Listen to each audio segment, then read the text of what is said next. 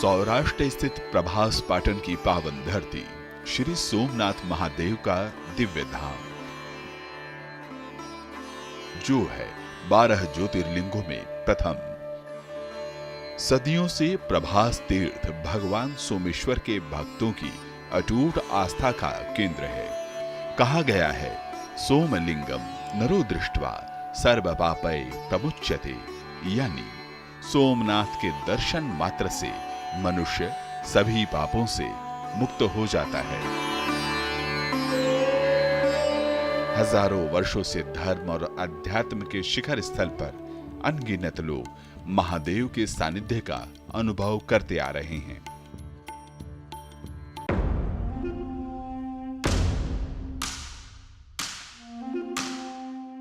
लेकिन काल चक्र में वो तारीखें भी दर्ज हैं जब इस पवित्र तीर्थ का विध्वंस करने के लिए कुटिल आक्रांताओं ने दमनकारी प्रयास किए। ऐसा पहला प्रयास हुआ आज से ठीक 1000 साल पहले। साल था 1026। महमूद गजनवी ने इस तीर्थ पर बर्बरता की थी।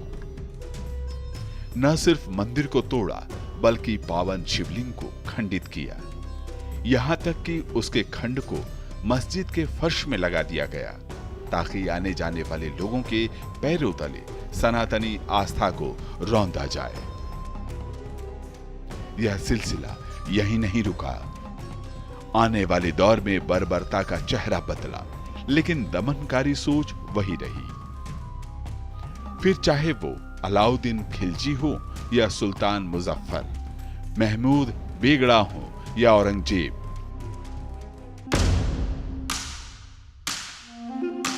दमन का यह अध्याय बार बार दोहराया गया। कोशिश थी कि घंटियों की गूंज शांत हो जाए और आस्था की लौ बुझ जाए।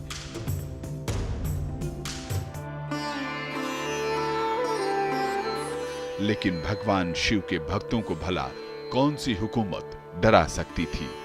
अपने आराध्य के लिए अनगिनत सनातनियों ने अथक संघर्ष किया।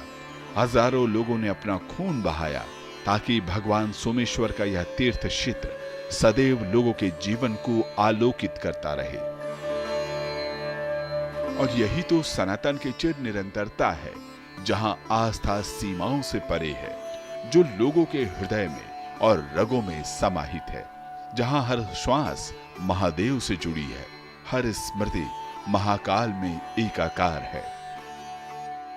यही तो संस्कार है जो गंगा के मैदानों में, कावेरी के तट पर, नर्मदा की धारा में और गोदावरी के आंचल में विकसित हुई है।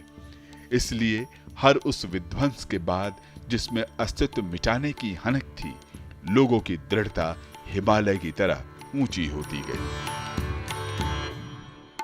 आज 1000 साल के बाद जब हम देखते हैं, तो विध्वंस के उस दौर को नहीं, बल्कि पुनर्निर्माण के उस निर्बाध श्रृंखला को याद करते हैं, जिसमें अहिल्याबाई होलकर से लेकर सरदार पटेल तक का योगदान अविस्मरणीय रहा है। जो क्रूरता की तलवारों पर भगवान शिव के त्रिशूल और कोटि कोटि भक्तों की अटूट श्रद्धा का जय घोष है। यह भी संयोग है कि यह साल वर्तमान सोमनाथ मंदिर के पुनर्निर्माण के 75 साल का भी वर्ष है। बीते 11.5 वर्षों में मोदी जी के नेतृत्व में मंदिर परिसर और श्रद्धालुओं के लिए सुविधाओं का लगातार विस्तार हुआ है, जो श्री सोमनाथ धाम की लगातार दिव्य होती आभा का प्रतीक है। इस अटूट आस्था और अदम्य विश्वास के 1000 वर्ष पूर्ण होने पर आज पूरा भारतवर्ष सोमनाथ स्वाभिमान पर्व मना रहा है। भूलना नहीं है, झुकना नहीं है, रुकना नहीं है। यह भारत की अडिग आस्था की प्रतिध्वनि है। श्री सोमनाथ महादेव की कृपा से आज जब देश विकसित भारत के संकल्प को लेकर आगे बढ़ रहा है, तो यह तीर्थ हमें प्रेरणा देता है कि बाधाएं कितनी भी बड़ी हों, उससे काफी बड़ा हमारा हौसला है।